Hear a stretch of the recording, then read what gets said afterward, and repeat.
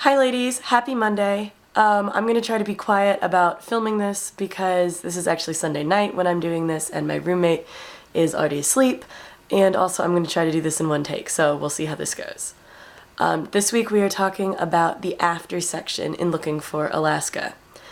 And the first thing that struck me was actually the very end of the before section.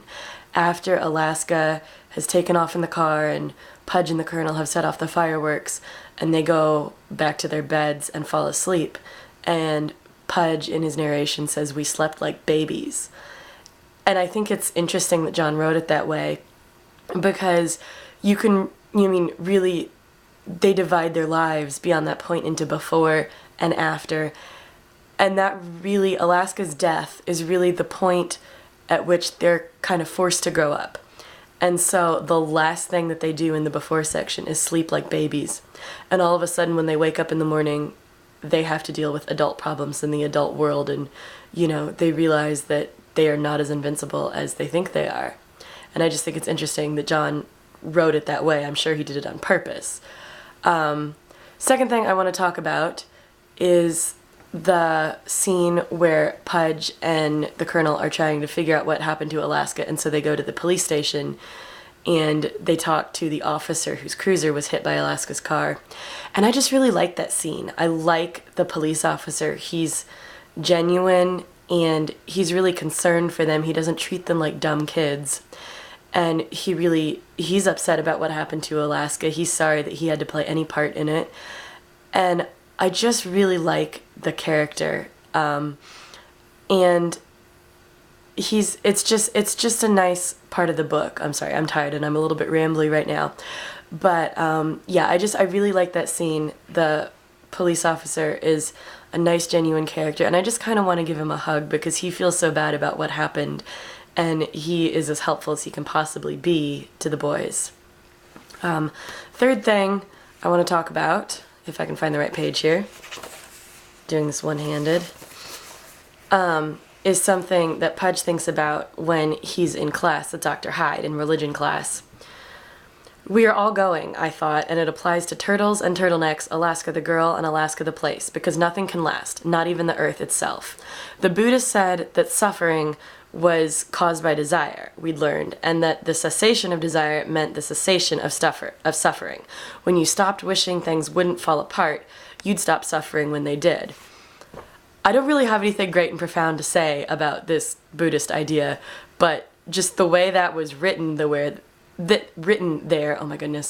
John translates that thought really reminded me of Hank's anglerfish song. "Oh, you can't hate the night if you've lived your whole life without light, and you can't hate the dish if you've only ever eaten fish, and you can't feel alone if it's all you've ever known. Because the deep-sea anglerfish has no reason to be happy, but she has no freaking idea what else to be." I just thought of that when I was reading, and it amused me. And then the last thing that I want to talk about today is near the end of the book, when Pudge and the Colonel are driving and they're heading out to go to the place where Alaska died. They're in Takumi's car and they're going to drive out there and drive through the actual spot. And Pudge says that he kind of liked sometimes that Alaska was dead because it felt pure. And that's such a weird thing to say, and Pudge feels kind of like an awful person for feeling that way and for confessing that to the Colonel. But the Colonel says, "I know what you mean, and I kind of feel that way too." And Pudge says, "It always shocked me when I realized that I wasn't the only person in the world who thought and felt such strange and awful things."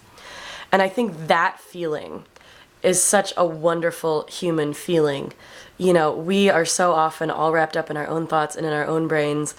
And I think especially when something really tragic happens, we're afraid to share all of our thoughts because we're afraid that we're having bad thoughts, or that we're wrong somehow in our perception of things. And then when you finally do admit that thing that you think is horrible that you're feeling, or that you just think is maybe plain weird that you're feeling, and somebody else says, "Oh yeah, I feel that too," you just feel this huge sense of relief, and you feel like, I'm not a freak, I'm not broken.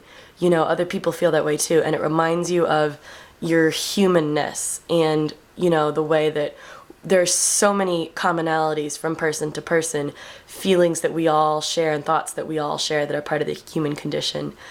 And it's just a wonderful feeling when you have something like that. So, not a whole lot of in-depth analysis today from me, but I am excited to hear what everybody else has to say about this section of the book, and I'm really excited to get started on An Abundance of Catherines next week. I hope you all have a lovely week, and I'll see you later. Bye!